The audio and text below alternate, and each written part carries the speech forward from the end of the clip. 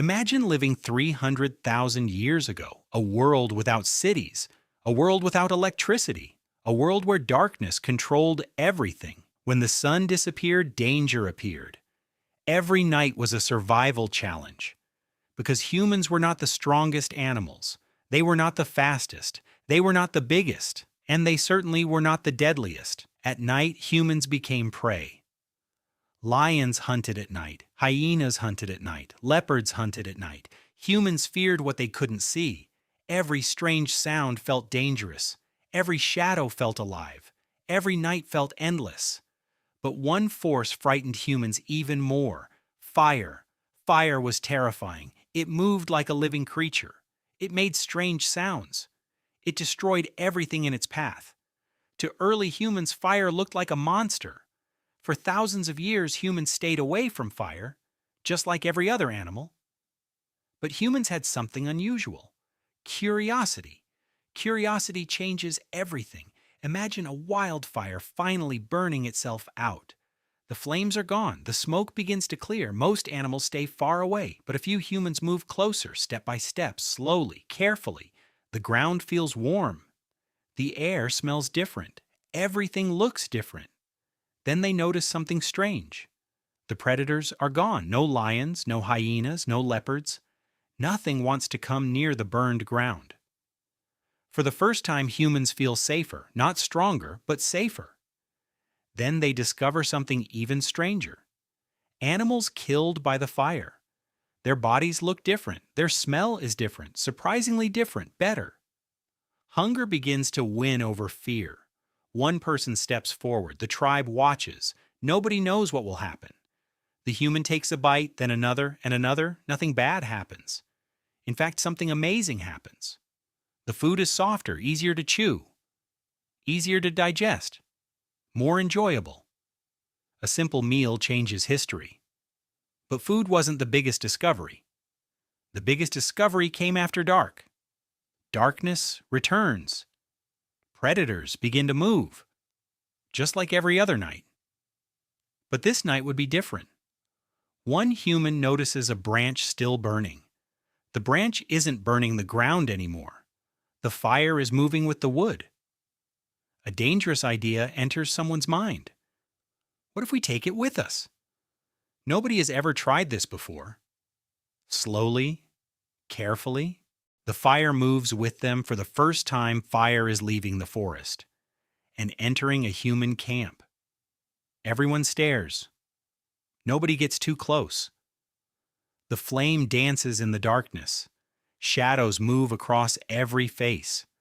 The camp has never looked like this before. The darkness retreats. Just a little, but enough to notice. Then something remarkable happens. Nothing approaches the fire, not the lions, not the hyenas, not even the leopards. The predators keep their distance. They watch, but they don't attack. For the first time in human history, the night belongs to humans too. Fear begins to disappear. Curiosity takes its place. People move closer, closer than before. They feel something strange, warmth, a new kind of comfort. Cold nights suddenly feel different, much different. Then someone adds another branch. The fire grows, another branch. The fire keeps growing. Suddenly a realization appears. The fire obeys. Feed it wood. It survives. Stop feeding it. It dies. Fire follows rules. That night, nobody wanted the fire to die, because something valuable had appeared, something worth protecting, more valuable than food, more valuable than tools, more valuable than they could imagine. Someone stays awake to watch the flames. Then another takes over. The first firekeeper may have been born. Their job was simple: keep the fire alive, no matter what. Because creating fire was still impossible. They could carry fire, but they couldn't create it yet. Losing the flame meant starting over, and starting over could take months, or even longer. So the flame became precious.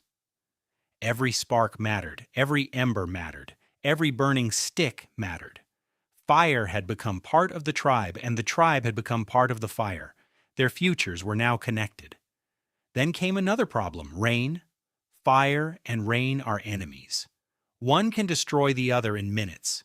Humans needed a solution, fast. So they built shelters, not for themselves, for the fire. Think about that for a moment.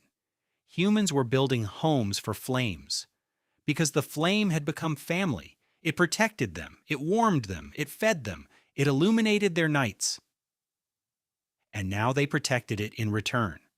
The relationship had changed. Fire was no longer a monster. Fire was becoming a companion, a powerful companion, perhaps the most powerful companion in history. But fire was about to change something else, something even more important: human life itself. Before fire, the day ended at sunset. Darkness stopped almost everything. Work stopped. Movement stopped. Activity stopped. But now there was light. Suddenly, people stayed awake longer, much longer. They talked. They laughed. They shared stories. Stories became memories. Memories became knowledge. Knowledge became survival. And survival became progress. Fire gave humans more than warmth. It gave them time. More time to think, more time to learn, more time to imagine. In many ways, civilization began around a campfire, all because one day someone stopped running from fire and decided to understand it. The moment humans learned to control fire, they stole a piece of nature's power for themselves. And once humans controlled fire, the world was never the same again. Every campfire became a classroom. Every flame became a teacher. Every ember carried a piece of the future. Because fire didn't just change human survival. It changed what humans believed was possible. For the first time, nature had been tamed. A terrifying force became humanity's greatest ally. And it all began the day someone looked at fire and refused to run.